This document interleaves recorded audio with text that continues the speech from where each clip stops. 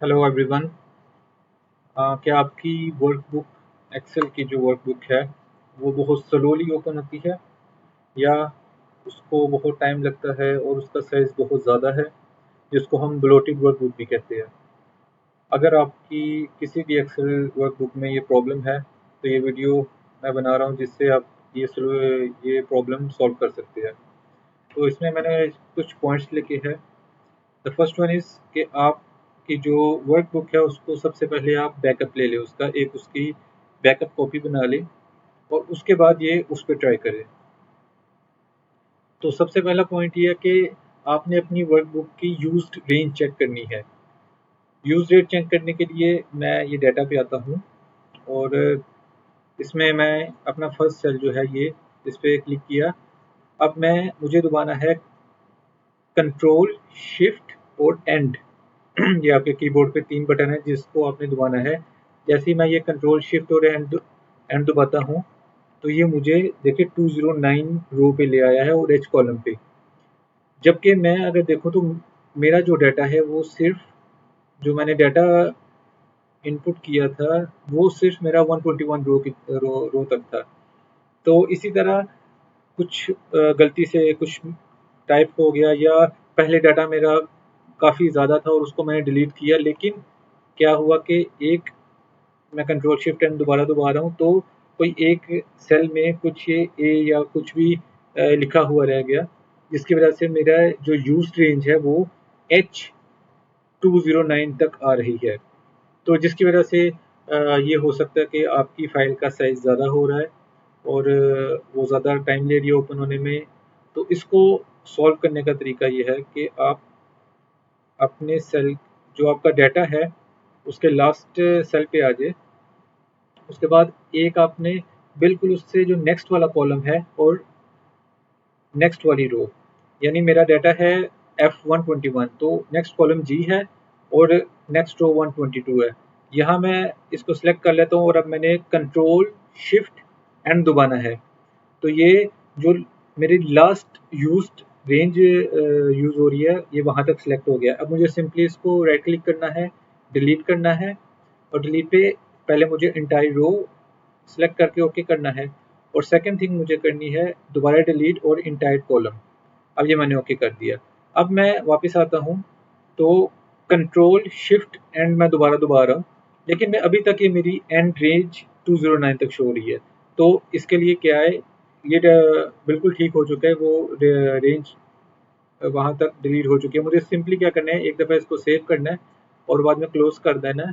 और जब मैं इसको क्लोज़ करने के बाद मैं दोबारा ये शीट ओपन कर रहा हूँ एक्सेल की, तो अब मैं इधर आके फर्स्ट सेल से दोबारा जब कंट्रोल शिफ्ट एंड करता हूँ तो ये देखिए ये सिर्फ 121 तक आ रहा है। पहले ये बहुत नीचे तक जा रहा था, कहीं 200 पे जाके इसकी यूज रेंज आ रही थी, लेकिन अब अगर मैं इधर आके कंट्रोल शिफ्ट एंड करता हूँ तो ये मेरी यूज रेंज होगी।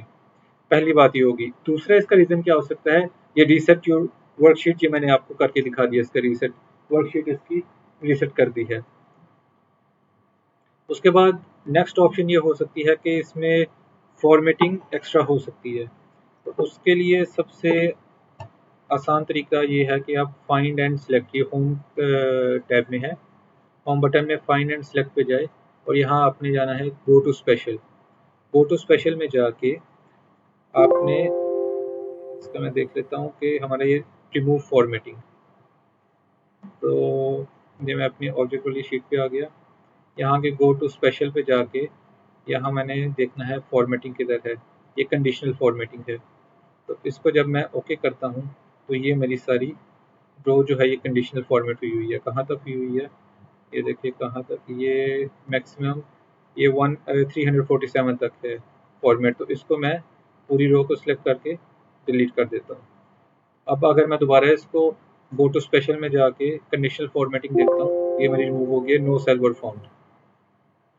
कंट्रोल होम दबा के मैं बिल्कुल स्टार्ट में आ जाता हूँ। उसके बाद नेक्स्ट रीजन है कंप्रेस इमेज।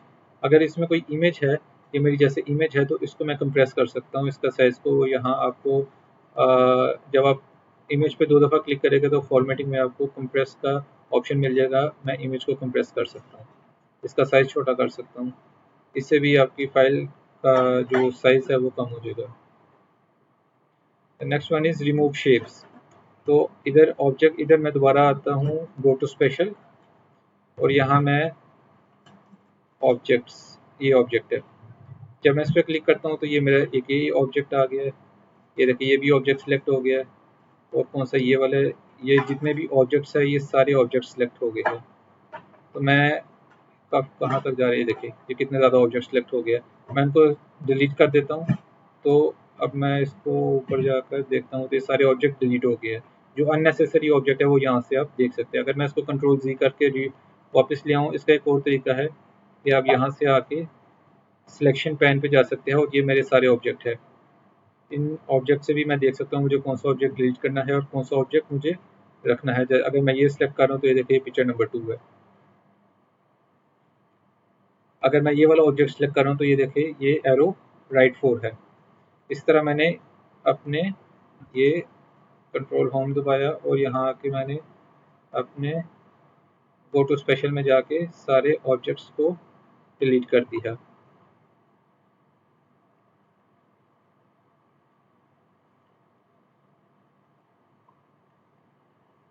इसके अलावा और क्या वजह हो सकती है, कंडीशनल फॉर्मेटिंग हो सकती है, फार्मूलाज हो सकते हैं। आपने कहीं इसमें फार्मूला लिखा हुआ है, जैसे मैं दोबारा गो टू स्पेशल में जाता हूँ और इसमें ये फार्मूलाज देख लेता हूँ।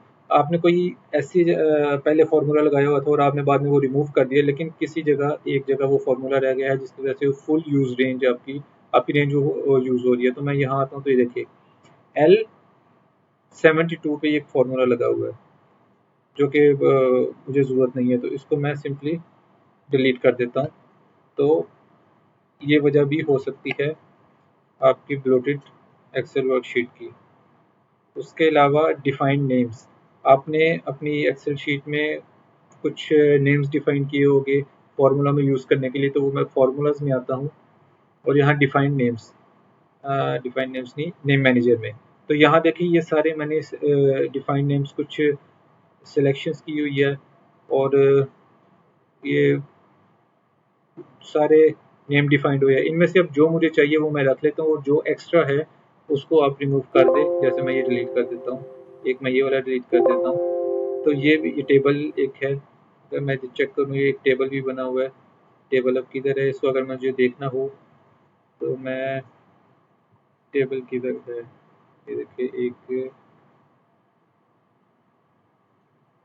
इसी शीट में कहीं एक टेबल भी है। ये देखिए ये है, ये कॉलम, ये टेबल बना हुआ है। ये देखिए ये डिज़ाइन। तो या तो मैं इसको यहाँ से कन्वर्ट टू रेंज कर सकता हूँ इसको, या फिर इस पूरे को मैं डिलीट कर सकता हूँ। और उसके बाद ये फॉर्मेटिंग रह गई है, इसकी फॉर्मेटिंग भी आप ख़त्म कर सकते हैं। इसी तरह उसके बाद लिंक्स और हाइपरलिंक्स हो सकते हैं आपके। इसमें कोई भी आपने लिंक लगाया हो सकता है, आपको किसी और शीट का लिंक है तो वो भी आप रिमूव कर सकते हैं। वो आपको डाटा में आके आप यहाँ से एग्जिस्टिंग कनेक्शन में देख सकते हैं कि कनेक्शन जिसमें अभी कोई कनेक्शन नहीं है, लेकिन हो सकता है इसमें कोई आपने लिंक लगाया हो या कोई कनेक्शन हो, तो वो भी आप रिमूव कर सकते हैं। द लास्ट पॉइंट इज वो टेबल आपको ऑलरेडी मैंने बता दिया। तो ये आप